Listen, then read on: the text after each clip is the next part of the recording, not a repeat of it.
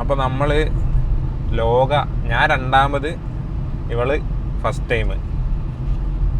ഞാൻ ആദ്യം നോർമൽ ഒരു തിയേറ്ററിൽ നിന്ന് കണ്ടായിരുന്നു. അതിനകത്ത് 2 സൈഡിൽ ബ്ലാക്ക് ബാറൊക്കെ ഉണ്ടായിരുന്നു. അത് കഴിഞ്ഞിട്ട് എനിക്ക് ഇതെന്തായാലും ഒരു ഫുൾ സ്ക്രീനിൽ കാണണം എന്ന് അപ്പം എനിക്ക് ഉണ്ടായിരുന്നു. അതുകൊണ്ട് തന്നെ ഞാൻ നേരെ കോഴിക്കോട് പലാക്സി സിനിമാസിലെ എപ്പിക്കിൽ പോയി കണ്ടു. ഒന്നും പറയാനില്ല, കിഡിലൻ എക്സ്പീരിയൻസ് ആയിരുന്നു. ഇപ്പോൾ നിങ്ങൾ കോഴിക്കോട് ആണുള്ളതെങ്കിൽ വേറെ എവിടെയും പോകരുത്, നേരെ ഹൈലൈറ്റ് മാളിൽ പോയിട്ട് എപ്പിക് സ്ക്രീനിൽ നിന്ന് കാണുക. കാരണം എന്നാലാണ് ആ ഒരു എക്സ്റ്റെൻഡഡ് ഫുൾ സ്ക്രീനിൽ കാണാൻ പറ്റുള്ളൂ. അതിൽ കാണുമ്പോൾ ഭയങ്കര വ്യത്യാസമുണ്ട്. ഞാൻ ഫസ്റ്റ് കണ്ടതിൽ നിന്ന് നല്ല വ്യത്യാസമുണ്ട്. നമുക്ക് ആ ചെറിയ സ്ക്രീനിൽ ചെറിയ ഇതിൽ കാണുന്നതിനേക്കാളും ഇതിൽ കാണുമ്പോൾ ശരിക്ക് ഭയങ്കര ക്വാളിറ്റി ഡിഫറൻസ്. ഇനി പടത്തിനെ കുറിച്ച് പറയുകയാണെങ്കിൽ ഇനി സ്പോയിലർ ഉണ്ടാവും കേട്ടോ. എന്തായാലും നമ്മൾ അതിനെക്കുറിച്ച് ഒരു ഫാൻ തിയറി പോലെ കുറേ സംഭവങ്ങളാണ് പറയാൻ പോണേ. ആദ്യം ഇവിടെ പറയട്ടെ, നമുക്ക് തോന്നി എന്താന്ന് പറഞ്ഞോ. പടം സൂപ്പർ നാച്ചുറൽ ആണ് എന്നുള്ള ഒരു ഐഡിയ ഉണ്ടായിരുന്നു. പക്ഷേ അതിനുള്ളിൽ കയറി അതിലെ മെയിൻ ക്യാരക്ടർ നമ്മുടെ പണ്ട് കേട്ടിട്ടുള്ള കത്തനാറ് സ്റ്റോറീസിൽ കേട്ടിട്ടുള്ള കള്ളിയങ്കാട്ട് നീലയാണ് ക്യാരക്ടർ റിവീലായിട്ട് വരുന്നത്, ഇതിലെ മെയിൻ ക്യാരക്ടർ. ഞാൻ സ്വപ്നത്തിൽ വിചാരിച്ചില്ല. നമ്മുടെ ഒരു മാർവൽ യൂണിവേഴ്സ് ഒക്കെ ഉള്ളതുപോലെ ഇവിടെ നമ്മുടെ നാടോടി കഥകളുടെ ഒരു യൂണിവേഴ്സ് ആണെന്ന് വേണമെങ്കിൽ പറയാം. ചാത്തൻ, മറുത, യക്ഷി, കത്തനാറ്, അങ്ങനെ എന്തൊക്കെയാണ് അവിടെ ആക്കി വച്ചേക്കുന്നത്. വിചാരിക്കാത്തൊരു സ്റ്റോറീസ്. എനിക്ക് അത് തന്നെയാണ് പറയാനുള്ളത്. ഞാൻ ഒട്ടും എക്സ്പെക്ട് ചെയ്തില്ലായിരുന്നു ഫസ്റ്റ് ഈ പടം കണ്ടപ്പോൾ ഇങ്ങനെ ഈ നീലി എന്നുള്ള ക്യാരക്ടർ വരും എന്നുള്ളത് തന്നെ. പിന്നെ അത് വന്നു കഴിഞ്ഞപ്പം എനിക്കിതിൽ ഭയങ്കരമായിട്ട് കണക്റ്റ് ആയ എന്താ സംഭവം എന്ന് വെച്ചാൽ, ഞാൻ പണ്ട് തൊട്ടേ വിശ്വസിച്ചുകൊണ്ടിരിക്കുന്നൊരു സംഭവമുണ്ട്. നമ്മുടെ ഇടയ്ക്ക് ഈ ഏലിയൻസ് അങ്ങനത്തെ ആൾക്കാരുണ്ട് എന്നുള്ളൊരു സംഭവം എൻ്റെ ഒരു ഇതിലുള്ളതാട്ടോ. ഞാനിങ്ങനെ ചിന്തിക്കുന്നൊരു സംഭവമാണ്. കാരണം പണ്ട് കാലത്ത് ഈ പിരമിഡ് ഉണ്ടാക്കി വെക്കുക അല്ലെങ്കിൽ അങ്ങനത്തെ വലിയ സാധനങ്ങളൊക്കെ ഉണ്ടാക്കി വെക്കുക എന്ന് പറഞ്ഞാൽ മനുഷ്യന്മാരെ കൊണ്ട് പറ്റാത്ത സംഭവങ്ങളായിരുന്നു. അപ്പം അതൊക്കെ എന്തായാലും വേറൊരു ഫോഴ്സ് അല്ലെങ്കിൽ വേറൊരു സംഭവം എന്തായാലും ഉണ്ടെന്ന് ചിന്തിക്കുന്ന ഒരാളാണ് ഞാൻ. അപ്പോൾ അത് ഇതിനകത്ത് കണ്ടപ്പം എനിക്ക് ഭയങ്കരമായിട്ട് കണക്റ്റായി. പിന്നെ ഇതിനകത്ത് പറയാനുള്ളതെന്ന് വെച്ചാൽ, ഇത് ശരിക്കും ഇവള് പറഞ്ഞ പോലെ തന്നെ ഈ സിനിമ ഉള്ളിടത്തോളം കാലം കഥ കൊണ്ടു നടക്കാൻ പറ്റുന്ന രീതിയിലുള്ള ഒരു സംഭവമാണ് ഇവരുണ്ടാക്കി വെച്ചേക്കുന്നത്. കാരണം ഇതിനകത്ത് ഓരോ ക്യാരക്ടറിനെ വെച്ചും ഇനി വേണേൽ പടം എടുക്കാം, അല്ലെങ്കിൽ ഇതിനകത്ത് പുതിയൊരു ക്യാരക്ടറിനെ ആഡ് ചെയ്യാം. അങ്ങനെ ഈ പടത്തിനെ ഇങ്ങനെ കൊണ്ടുപോകാം ഈ ഒരു ലോകത്തിനെ. ഇപ്പം നമ്മൾ ഹോളിവുഡിലൊക്കെ കണ്ട പോലെ മാർവൽ സിനിമാറ്റിക് യൂണിവേഴ്സ് എന്ന് പറഞ്ഞിട്ട് എന്തോരം പടം അതിനകത്ത് വന്നിട്ടുണ്ട്. എത്രയോ ക്യാരക്ടേഴ്സും കാര്യങ്ങളൊക്കെ വരുന്നുണ്ട്. അതുപോലെ തന്നെ ഇതിനകത്ത് ഇപ്പോൾ ഫസ്റ്റ് നീലി വന്നു, ഇനി അടുത്തത് ചാത്തന്മാർ വരും, പിന്നെ ഒടിയൻ വരും, അങ്ങനെ ഒരുപാട് ക്യാരക്ടേഴ്സ്. പിന്നെ അതിനകത്ത് തന്നെ നമുക്ക് കത്തനാര ജസ്റ്റ് ഒന്ന് കാണിച്ചു പോയിട്ടേ ഉള്ളൂ. കത്തനാരൻ്റെ ഇൻഡിവിജ്വൽ മൂവി വരാം, പിന്നെ മൂത്തോൻ്റെ വരാം, അല്ലെങ്കിൽ ഇതിനു മുമ്പ് ഫസ്റ്റ് ആനിമേഷനിൽ കാണിക്കുന്ന സീനുകളൊക്കെ ഇല്ലേ, അതൊക്കെ തന്നെ ഒരു പടമായിട്ട് എടുക്കാം, ആ ഒരു ലോകത്തിനെ കാണിക്കാം. അങ്ങനെ ഒരുപാട് ഇതുള്ള എന്താ അതിന് പറയാ ഒരുപാട് സ്കോപ്പ് പോസിബിലിറ്റീസ് ഉള്ള ഒരു തീമാണ് ഇവരുണ്ടാക്കി വെച്ചത്. ഇങ്ങനെ ഒരു സംഭവം മലയാളം നമ്മുടെ ഇൻഡസ്ട്രിയിൽ നിന്ന് വരുന്നതെന്ന് പറയുമ്പോൾ ഭയങ്കരമായിരുന്നു. പിന്നെ എനിക്ക് ഇതിനൊരു ഫാൻ തിയറി ഉണ്ട്. ഞാനിങ്ങനെ കണ്ട് ഓരോന്ന് ചിന്തിച്ച് കൂട്ടി വെച്ചേക്കുന്നതാണ്. അപ്പോൾ അതിനെക്കുറിച്ച് പറയുകയാണെങ്കിൽ, നമ്മൾ ഈ പടം തുടങ്ങുമ്പം ഈ ഒരു അനിമേഷൻ കാണിക്കുന്നുണ്ട്. അതിനകത്ത് പറയുന്നുണ്ട്, ഫസ്റ്റ് കാണിക്കുന്നതെന്ന് പറഞ്ഞാൽ കല്യാണി ഒരു സാധനം എടുത്തുകൊണ്ട് ഓടുന്നതാണ്. അപ്പം അതെന്തോ ഈ പടത്തിനോട്, ഈ ഒരു ലോകത്തിനോട് ഭയങ്കര ഇമ്പോർട്ടൻ്റ് ആയിട്ടുള്ള ഒരു സാധനമാണ് അവളുടെ കയ്യിലുള്ളത്. അതെടുക്കാൻ വേണ്ടിയാണ് വില്ലന്മാരെന്ന് നമ്മൾ കരുതുന്ന ആൾക്കാരുടെ ഒരു പെണ്ണ് വരുന്നത്, ഒരു ആനേൻ്റെ ചിഹ്നമൊക്കെ ഉള്ള ഒരു സംഭവമൊക്കെ ഇട്ടിട്ട് വരുന്നത്. അപ്പം ആ ഒരു സംഭവം എടുത്തിട്ട് ഇവളെ ഓടുമ്പം ഒരു കെട്ടിടത്തിൻ്റെ മുകളിൽ ഒരു പെണ്ണ് നിന്ന് നോക്കുന്നുണ്ട്. ഇതേ പെണ്ണ് തന്നെയാണ് അത് കഴിഞ്ഞിട്ട് ലോകാന്ന് പേരൊക്കെ എഴുതി കഴിയുമ്പം ആനിമേഷൻ രീതിയിൽ ഇങ്ങനെ കാണിക്കുന്നുണ്ട്. വേറൊരു ലോകത്തുനിന്ന് ഒരാൾ ഫസ്റ്റ് ഭൂമിയിലോട്ട് വരുന്നു, അതാണ് മൂത്തോൻ. എന്നിട്ട് ഈ ഭൂമിയിൽ വന്നിട്ട് അവിടെയുള്ള ആൾക്കാർ ഇവരെ പോയി നോക്കുന്നു, വേറൊരാളെ പോലെ കാണുന്നു. എന്നിട്ട് ഈ തീയൊക്കെ ഉണ്ടാക്കി കാണിക്കുന്നുണ്ട് ആദ്യം. അത് കഴിയുമ്പോൾ കുറേ ആൾക്കാർ ഇവരുടെ കൂടെ കൂടുന്നു. അത് കഴിയുമ്പം എന്തോ ഒരു കാര്യം കൊണ്ട് വീണ്ടും ആ പറഞ്ഞുവിട്ട പെണ്ണ് ഭൂമിയിലോട്ട് വരുന്നുണ്ട്. എന്നിട്ട് ഇവർ തമ്മിൽ യുദ്ധമാണ്. പിന്നെ ആ പെണ്ണ് വെള്ളത്തിൻ്റെ അടിയിൽ പോകുന്നതും അത് കഴിഞ്ഞ് വേറെ ആൾക്കാരെടുക്കുന്നു, കുറേ കൊച്ചുകൾ ഉണ്ടാകുന്നു, വീണ്ടും മനുഷ്യരെ പേരെ പിടിച്ച് തിന്നുന്നു, അങ്ങനെ കുറേ സംഭവങ്ങൾ കാണിക്കുന്നുണ്ട്. വീണ്ടും ഈ മൂത്തോ എന്ന് പറഞ്ഞ ആളാ മറ്റേ ഒരു വടി പോലത്തെ സാധനമൊക്കെ പിടിച്ച് വന്നിട്ട് അടി കൂടുന്നൊക്കെ കാണിക്കുന്നുണ്ട്. അപ്പം ഇതിൻ്റെ മെയിൻ ഒരു കോൺഫ്ലിക്റ്റ് എന്ന് പറഞ്ഞാൽ ഈ മൂത്തോനും ആ പെണ്ണും, അതാണ് വില്ലനായിട്ട് ഇതിനകത്ത് കാണിക്കുന്നതെന്ന് എനിക്ക് തോന്നുന്നു. അവർ തമ്മിലുള്ള ആ രണ്ട് സംഭവങ്ങൾ, വലിയ ഫോഴ്സ് തമ്മിലുള്ള അടിയാണ് ഇതിൻ്റെ ഏറ്റവും വലിയൊരു മെയിൻ തീം. എന്നിട്ട് ഇതിനകത്തായിട്ട് വരുന്ന ചെറിയ ചെറിയ ക്യാരക്ടറുകളാണ് ഇപ്പം നീലി ആയാലും ഒടിയനായാലും അങ്ങനെ ഓരോ ക്യാരക്ടേഴ്സ്. പക്ഷേ ഞാനും കുറേ ഫാൻ തിയറി അങ്ങനെ കണ്ടായിരുന്നു. അതിലെല്ലാം പറയുന്ന ഈ അസ്താർ എന്നാണ് തോന്നുന്നു കാണിക്കുന്നത്, അസ്താർ എന്നല്ലേ ആ പെണ്ണാണ് വില്ലൻ എന്നുള്ള രീതിയിലാണ് കാണിക്കുന്നത്. പക്ഷെ എനിക്ക് തോന്നിയത്, എൻ്റെ ഒരു തിയറി ആട്ടോ, ഈ മൂത്തോന്ന് കാണിക്കുന്ന ആളില്ലേ, അതായിരിക്കും ഈ ഒരു സിനിമാറ്റിക് യൂണിവേഴ്സിലെ ഏറ്റവും വലിയ വില്ലനായിട്ട് വരിക ലാസ്റ്റ്. കാരണം പുള്ളി ഇവരെല്ലാം കൺട്രോൾ ചെയ്ത് നിർത്തി പോകുന്ന പോലെയാണ് എൻ്റെ ഒരു ഫാൻ തിയറിയിൽ എനിക്ക് പറയാനുള്ളത്. പിന്നെ ഇതിനകത്ത് വിജയരാഘവനെ കാണിക്കുന്നുണ്ട്. വിജയരാഘവൻ വന്നിട്ട് മറ്റവൻ്റെ ബ്ലഡൊക്കെ എടുത്തുകൊണ്ട് പോകുന്നുണ്ട്. വിജയരാഘവന് വലിയൊരു ഇമ്പോർട്ടൻസ് ഈ പടത്തിൽ വരാൻ പോകുന്നുണ്ട്. കാരണം അവൻ്റെ ഒരു കൊച്ചിന് കഥ പറഞ്ഞു കൊടുക്കുന്നതിലാണ് നീലി ആരാന്നൊക്കെ റിവീൽ ചെയ്യുന്നൊരു സംഭവം വരുന്നത്. ആ കൊച്ചിന് എന്തോ ഒരു രോഗം ഉണ്ടെന്ന് നമുക്ക് കാണാം അവിടെ അങ്ങനെ കിടക്കുന്നത്. അപ്പോൾ ഇവൻ എന്തായാലും ഈ ബ്ലഡ് കൊണ്ടുപോയിട്ട് ആ കൊച്ചിനെ രക്ഷിക്കാൻ വേണ്ടി നോക്കും. അപ്പോൾ ആ കൊച്ചും ഈ പടത്തിൽ വലിയൊരു സംഭവമായിട്ട് ഫ്യൂച്ചറിൽ വന്നേക്കാം. കാരണം ഇവൻ ഡോക്ടറാണെന്നൊക്കെ പറയുന്നുണ്ട്. ഈ ബ്ലഡ് കൊണ്ട് എന്തെങ്കിലുമൊക്കെ കാണിച്ച് അതിനെ രക്ഷപ്പെടുത്തി കഴിഞ്ഞാൽ അതും ആ ഒരു കൊച്ചും ഇതേപോലെ തന്നെ ആവാനുള്ള സാധ്യതകളുണ്ട്. അപ്പം വിജയരാഘവനും വലിയൊരു ഇമ്പോർട്ടൻസ് ഉണ്ടെന്നാണ് എനിക്ക് തോന്നുന്നത്. പിന്നെ മൂത്തോനായിരിക്കും ഇതിനകത്തെ ഏറ്റവും വലിയ വില്ലനായിട്ട് വരിക. അതാണ് എൻ്റെ ഫാൻ തിയറി. നിനക്ക് അങ്ങനെ എന്തെങ്കിലും ഫാൻ തിയറി ഉണ്ടോ? പിന്നെ ഇതിനകത്ത് കുറേ ക്യാമിയോ റോളുകൾ കാണിക്കുന്നുണ്ട്. അതായത് സോബിനെ കാണിക്കുന്നുണ്ട്, ബാലു വർഗീസിനെ കാണിക്കുന്നുണ്ട്, ലാസ്റ്റ് നമ്മുടെ ദുൽഖറിനെ കാണിക്കുന്നുണ്ട്, പിന്നെ മറ്റേ പെണ്ണേതായിരുന്നു അഹാനനെ കാണിക്കുന്നുണ്ട്. ഇവരൊക്കെ മിക്കവാറും ഈ മാടൻ മറുത അങ്ങനത്തെ കുറേ നമ്മുടെ ഇതിലുള്ള നാടൻ കഥകളിലുള്ള കുറേ സംഭവങ്ങളില്ലേ, അതൊക്കെ ആയിരിക്കും ഇതായിട്ട് വരുന്നത്. പിന്നെ ഇതിനകത്ത് കണക്ട് ചെയ്യാൻ പറ്റിയ കുറേ സംഭവങ്ങൾ വേറെ എന്തെങ്കിലും ഉണ്ടോ? നിനക്ക് എന്തെങ്കിലും തോന്നിയതുണ്ടോ?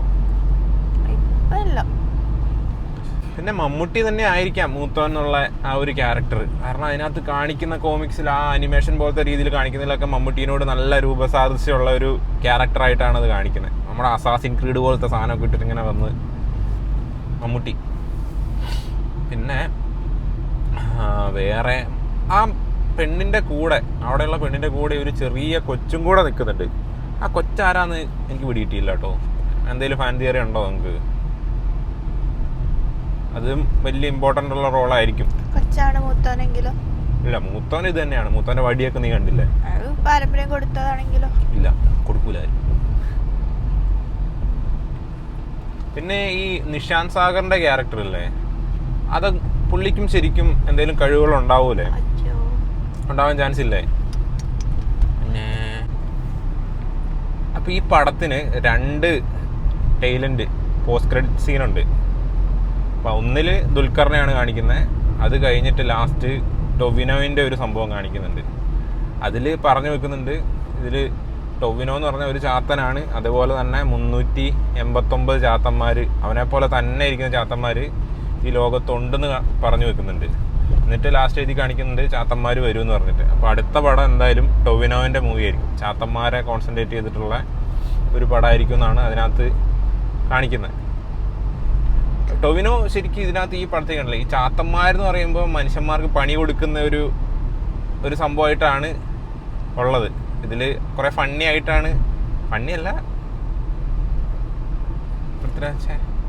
ടൊവിനോവിനെ കാണിക്കുമ്പോൾ ടൊവിനോ ഭയങ്കര എല്ലാം സന്തോഷത്തോടെ, എങ്ങനെ അതിനെ പറയാ, അതിനെ പുള്ളിക്കത് ഭയങ്കര ഫൺ, ബാക്കിയുള്ളവർ സഫർ ചെയ്യുന്നു. അതാണ് ശരിക്കും ചാത്തന്റെ ഒരു ക്യാരക്ടർ അല്ലേ? ഈ കല്ല് വെച്ച് എറിയാന്നൊക്കെ പറയുന്ന സംഭവമൊക്കെ അങ്ങനെ എന്തെങ്കിലും ഉണ്ടോ? നിനക്ക് അറിയാവുന്ന എന്തെങ്കിലും പറയത് ചാത്തന്റെ ഒരു സംഭവം? ചാത്തനെല്ലാം കുട്ടിക്കളി, ജസ്റ്റ് ഫോർ ഫൺ, കിഡിങ്. കുട്ടിച്ചാത്തൻ, ചാത്തനെല്ലാം കുട്ടിക്കളിയാണ്. പക്ഷെ അത് മനുഷ്യന്മാർക്ക് നല്ലോണം എഫക്റ്റ് ആവുക സംഭവം. അതൊരു സംഭവമാണ് അതിനകത്തും കാണിച്ചിട്ടുള്ളത്. ചിലപ്പോ നമ്മുടെ ARM ആയിട്ട് ഇത് കണക്ട് ചെയ്താലോ? ലാസ്റ്റ് കാണിക്കുന്ന ചാത്തന ശരിക്കും മണിയനാണെങ്കിലോ മണിയനെ പോലെ തന്നെ ഉണ്ട്. ആ താടിയും കാര്യങ്ങളും ഒക്കെ അതേപോലെ തന്നെയാണ് ലാസ്റ്റ് കാണിച്ചു വെച്ചേക്കുന്നത്. കണക്ഷൻ ഉണ്ടാവുമോ പറയാൻ പറ്റില്ല. വേറെ എന്തെങ്കിലും കണക്ഷൻ ആയിട്ട് നിനക്ക് തോന്നിയോ? ARM-നെ കണക്ട് ചെയ്യാൻ പറ്റില്ലായിരിക്കും. കാര്യം ARM-ൽ അവൻ ചാത്തനല്ലല്ലോ. അല്ലാന്ന് എവിടെയും പറയുന്നില്ലല്ലോ. ജനിച്ചത് ചാത്തനായിട്ടൊന്നും അല്ലല്ലോ, മനുഷ്യനല്ലേ. ആ ഒരു വിഗ്രഹം എടുത്തപ്പോ കുറച്ച് സൂപ്പർ പവർ കിട്ടിയെന്നല്ലേ ഉള്ളൂ. ഇയാൾ ജനിക്കുന്ന ഒന്നും അതിനകത്ത് കാണിക്കുന്നില്ലല്ലോ. ARM-ല് ഇവൻ എവിടുന്നോ വന്നു എന്നല്ലേ പറയുന്നുള്ളൂ. ജനിച്ചതും വളർന്നതൊന്നും എവിടെയും കാണിക്കുന്നില്ല ARM-ല്. വേറെ ഏതോ തമിഴ്നാട്ടിൽ നിന്നങ്ങാന്ന് വന്നതാന്നല്ലേ പറയുന്നത്. അവിടെ കാണിക്കുന്നില്ലല്ലോ. പിന്നെ വേറെ സംഭവമുണ്ട്. ഈ ഒരു പടം നിനക്കല്ലേ തോന്നിയത് വാമ്പയർ ഡയറീസുമായിട്ട് ഭയങ്കരമായിട്ട് സിമിലാരിറ്റി ഉണ്ടെന്ന്? വാമ്പയർ ഡയറീസുമായിട്ട് സിമിലാരിറ്റീസ് അല്ല, വാമ്പയർ ഫീച്ചേഴ്സ് എടുത്തിട്ടുണ്ട് കുറേ. വാമ്പയർ ഡയറീസിൽ എന്ന് പറഞ്ഞു കഴിഞ്ഞാൽ മരം കൊണ്ട് ഈ ഒറിജിനൽ വാമ്പയർ അല്ലാതെ അതൊന്നും വേണ്ടല്ലോ. വാമ്പയർ ഡയറീസിന്റെ തിയറി എന്ന് പറഞ്ഞു കഴിഞ്ഞാൽ ഒറിജിനൽ വാമ്പയർസ് എന്ന് വെച്ച് കഴിഞ്ഞാൽ ആദ്യമായിട്ടുണ്ടായ വാമ്പയർ, എന്നിട്ട് അവർ കടിച്ച് പിന്നീട് ഉണ്ടാകുന്നത് വേറെ. അപ്പോൾ ഈ ഒറിജിനൽസിനെ ഒരു റെഡ് ഡോഗ് എന്ന് പറയുന്ന വുഡ് വെച്ചിട്ട് ഹാർട്ടിൽ കുത്തിയാൽ മാത്രമേ അവർ മരിക്കുള്ളൂ. പക്ഷെ അതല്ലാത്ത അവർ കഴിഞ്ഞുണ്ടാകുന്ന ഏത് വാമ്പയറും ഹാർട്ടിൽ ജസ്റ്റ് വുഡൻ പീസ് കൊണ്ട് കുത്തിക്കഴിഞ്ഞാൽ മരിക്കും. അതുപോലെ ഏജ് കൂടുന്നതിന് അവർക്ക് പവർ കൂടും, ശക്തി കൂടും എന്നൊക്കെയാണ് വാമ്പയർസിൻ്റെത്. ഇവിടെ നോക്കുമ്പം ഈ വെയിൽ കൊള്ളാൻ പറ്റില്ല എന്ന് പറയുന്നത് ആക്ച്വലി ഒരു വാമ്പയറിനും വെയിൽ കൊള്ളാൻ പറ്റില്ലായിരുന്നു. അവർ ആ വെയിലിനെ പ്രൊട്ടക്റ്റ് ചെയ്യുന്ന എന്തെങ്കിലും ഒരു റിങ്ങൊക്കെ കയ്യിൽ കരുതണം. ഇവിടെ നോക്കുമ്പോൾ വീക്കാവുന്നത് ഏജ്ഡ് ആയ വാമ്പയറാണ് വീക്കാവുന്നത്, ഫ്രഷ് വാമ്പയറിനാണ് പവർ കൂടുതൽ. അങ്ങനെ ആ ഒരു രീതിയിലാണ് ഇവിടെ പോയിട്ടുള്ളത്. പിന്നെ വാമ്പയറിന്റെ വാമ്പയർ വിളിച്ചാലാണ് വീട്ടിൻ്റെ ഉള്ളിലോട്ട് കയറുകയുള്ളൂ എന്നുള്ള സംഭവമില്ലേ? അതിൽ ഞങ്ങൾക്ക് ക്വസ്റ്റ്യൻ ഉണ്ട്. വേറൊരു സ്ഥലത്ത് അവൻ കയറിയിട്ടുണ്ട്. അവനൊന്നും അറിയില്ല, മണ്ട പുതിയ ഉണ്ടായത്. പിന്നെ പറയേണ്ട വലിയൊരു കാര്യമാണ് ഇതിനകത്ത് വില്ലൻ നമ്മുടെ സാൻഡി മാസ്റ്റർ. പുള്ളി എജ്ജാതി പെർഫോമൻസ് അതിനകത്ത് അടിപൊളി കേട്ടോ. പുള്ളീൻ്റെ പെർഫോമൻസ് എന്ന് പറഞ്ഞാൽ കിഡിലൻ പെർഫോമൻസ്. നമ്മൾ ഈ പ്രത്യേകിച്ച് ഈ മലയാളം പടങ്ങളിൽ ഈ തമിഴ് നടന്മാർ വന്നു കഴിഞ്ഞാൽ അവർക്ക് ഈ ഒരു നെഗറ്റീവ് ഷെയ്ഡുള്ള റോളാണെങ്കിൽ തമിഴ് വർത്താനം പറയുമ്പോൾ തന്നെ ഒരു സൈക്കോ തരം ഒരു എഫക്റ്റ് കിട്ടും. അത് ഈ ഒരു സൈക്കോ മൂഡിൽ വർത്താനം പറയുമ്പോഴേക്കും കിടിലനാണ്. പുള്ളി നല്ല അടിപൊളിയായിട്ട് ചെയ്തിട്ടുമുണ്ട്. നമ്മുടെ ലിയോയിലൊക്കെ ചെയ്തതിനെ ആ ഒരു രീതിയിൽ തന്നെ സംഭവം ഇതിലും വന്നിട്ടുണ്ട്. ലിയോയിൽ കുറച്ച് റോളം ഉണ്ടായിരുന്നെങ്കിലും ഇതിനകത്ത് നല്ല അത്യാവശ്യം നല്ല സ്ക്രീൻ ടൈമും ഉണ്ട് പുള്ളിക്ക്. അടിപൊളിയായിട്ട് ചെയ്തിട്ടുണ്ട് പുള്ളി. ചെയ്ത എല്ലാവരും, പടത്തിലുള്ള എല്ലാവരും തന്നെ അടിപൊളിയായിട്ട് ചെയ്തിട്ടുണ്ടല്ലേ. ആരെയും മോശം എന്നുള്ള രീതിയിലില്ല. ഏറ്റവും പറയേണ്ടത് ഇതിൻ്റെ ആ ഒരു വേൾഡ്, അതോ അവരുണ്ടാക്കിയെടുത്തതിനെ സമ്മതിക്കണം. ഭയങ്കരമായിട്ട് സ്കോപ്പുള്ള രീതിയിൽ അവർ ശരിക്കും ഉണ്ടാക്കി വെച്ചിട്ടുണ്ട് ഇതിന്. നമ്മൾ വേറെ ഏത് ഇൻഡസ്ട്രി എടുത്ത് നോക്കിക്കഴിഞ്ഞാലും അതിൽ സ്റ്റാർ വാല്യൂ എന്ന് പറയുന്നൊരു സംഭവമുണ്ട്. സ്റ്റാർ വാല്യൂവിനാണ് അവർ പൈസ കൊടുക്കുന്നത്. ഇപ്പം വലിയൊരു പടം ചെയ്യാൻ പോകുമ്പം അവരെന്ത് ചെയ്യും? ഏറ്റവും ആ ഒരു ഇൻഡസ്ട്രിയിൽ ഏറ്റവും കൂടുതൽ പൈസ കിട്ടാൻ ചാൻസ് ഉള്ള ആളെ പോയി കാസ്റ്റ് ചെയ്യും. പിന്നെ ഏറ്റവും വലിയ ഡയറക്ടറെ നോക്കും, അടിപൊളി മ്യൂസിക് ഡയറക്ടറെ നോക്കും. അങ്ങനെ ഭയങ്കര വാല്യൂ, പൈസ മുടക്കി കഴിഞ്ഞാൽ തിരിച്ചു കിട്ടും എന്നുള്ളൊരു സംഭവം. അങ്ങനെ എന്തോ ഉള്ള സ്റ്റാർ വാല്യൂ അത് ഇന്ത്യയിൽ മാത്രമേ ഉള്ളൂ എന്നാണ് എനിക്ക് തോന്നുന്നത്. അങ്ങനെയുള്ള ആൾക്കാരെയാണ് കാസ്റ്റ് ചെയ്യുക. 200 കോടി പടം ആണുണ്ടെങ്കിൽ അതിലൊരു 120 കോടിയും ഈ ആൾക്കാരുടെ സാലറി ആയിട്ടാണ് പോവുക. എന്നിട്ട് എന്താക്കും? ബാക്കിയുള്ള പൈസയും കൊണ്ട് ഇവർ ഈ പ്രോജക്റ്റിനെ അതിൻ്റെ ക്വാളിറ്റി, അതിൻ്റെ സാധനം ഉണ്ടാക്കും. ഈ മൂവിക്ക് വേണ്ട സാധനങ്ങളുണ്ടാക്കും. അപ്പോൾ ഈ ഉണ്ടാക്കി വിടുന്ന പടത്തിന് വലിയ ക്വാളിറ്റി ഒന്നും ഉണ്ടാവില്ല. അതിനകത്ത് കുറേ സ്റ്റാറുകളുണ്ട്, അതുകൊണ്ട് പടത്തിന് മാർക്കറ്റ് കിട്ടും. പക്ഷെ ഇതിനകത്ത് ഇവർ ചെയ്തതെന്താ വെച്ചാൽ പടത്തിന്റെ മേക്കിങ്ങിനാണ് ഇവർ പൈസ ഇട്ടത്, സ്റ്റാറുകൾക്കല്ല. എന്നിട്ട് എന്താക്കി? ആ പടം അവർ അടിപൊളിയായിട്ട് മേക്ക് ചെയ്തു. നല്ല പ്രൊഡക്ഷൻ, ആ ക്വാളിറ്റി ഉള്ള ഒരു സാധനം ഉണ്ടാക്കിയെടുത്തു. അതാണ് ശരിക്കും എല്ലാ സ്ഥലത്തും വേണ്ടത്. ഇപ്പം ഹോളിവുഡിൽ നോക്കി നോക്ക്, അവിടെ ഈ അവതാർ എന്ന് പറഞ്ഞ മൂവി ഏറ്റവും കൂടുതൽ പൈസ മുതൽ മുടക്കി ഉണ്ടാക്കിയ ഒരു പടമായിരുന്നു. അതിനകത്ത് അവിടെ അന്നുണ്ടായിരുന്നതിൽ ഏറ്റവും സ്റ്റാർ വാല്യൂ ഉള്ള ആളെ അല്ല അവർ കാസ്റ്റ് ചെയ്തത്. പകരം എന്താക്കി, ആ പടത്തിന് അത്രയും നാള് ഇൻവെസ്റ്റ് ചെയ്യാൻ പറ്റുന്ന ഒരാളെ കൊണ്ടുപോയി കാസ്റ്റ് ചെയ്തിട്ട് അയാളെ വെച്ച് പടം ഉണ്ടാക്കി. അവർക്ക് ഉറപ്പായിരുന്നു ആ പടത്തിന്റെ ഉള്ളിലുള്ള സംഭവങ്ങൾ, അതിന്റെ ആ പടത്തിൽ അതിനെന്താ പറയാ, പടത്തിന്റെ കണ്ടന്റിൽ അവർ ഭയങ്കര കോൺഫിഡന്റ് ആയിരുന്നു. അതുകൊണ്ട് എന്ത് ഏറ്റവും വലിയ പൈസ കിട്ടിയ പടമായി മാറി. ഇപ്പൊ ബാഹുബലി ഉണ്ടാക്കിയപ്പോ തന്നെ നോക്ക്, പ്രഭാസ് വലിയ സ്റ്റാർ ഒന്നും അല്ലായിരുന്നു ആ ടൈമില്. എന്നിട്ട് ആ അത്രയും പൈസ മുടക്കിയ ഒരു പടം പുള്ളിക്കാരൻ എന്തുകൊണ്ട് പ്രഭാസിനെ വെച്ച് അന്ന് ചെയ്ത്? അയാൾക്ക് ഉറപ്പുണ്ടായിരുന്നു ആ ഒരു പുള്ളിയുടെ കണ്ടന്റിൽ ഭയങ്കര കോൺഫിഡന്റ് ആയിരുന്നു. എന്നിട്ട് അത് കഴിഞ്ഞാൽ പിന്നെ പ്രഭാസ് വലിയ സ്റ്റാർ ആയി കഴിഞ്ഞപ്പോൾ ആര് വലിയ പടം ഉണ്ടാക്കി കഴിഞ്ഞാലും ആദ്യം കൊണ്ടുപോയി പ്രഭാസിനെയാണ് കാസ്റ്റ് ചെയ്യുന്നത്. എന്നിട്ട് ഏറ്റവും കൂടുതൽ പൈസയും കൊടുക്കും. അതിലൊരു കാര്യമില്ല. അതിന് പകരം ഇങ്ങനെ കണ്ടന്റിൽ കൂടുതൽ പൈസ മുടക്കി ആ ക്വാളിറ്റി, പടത്തിന് ക്വാളിറ്റി കൂട്ടാൻ പറ്റുവാണെങ്കിൽ അത് പടത്തിനെ ഭയങ്കരമായിട്ട് അത് എഫക്റ്റ് ചെയ്യും.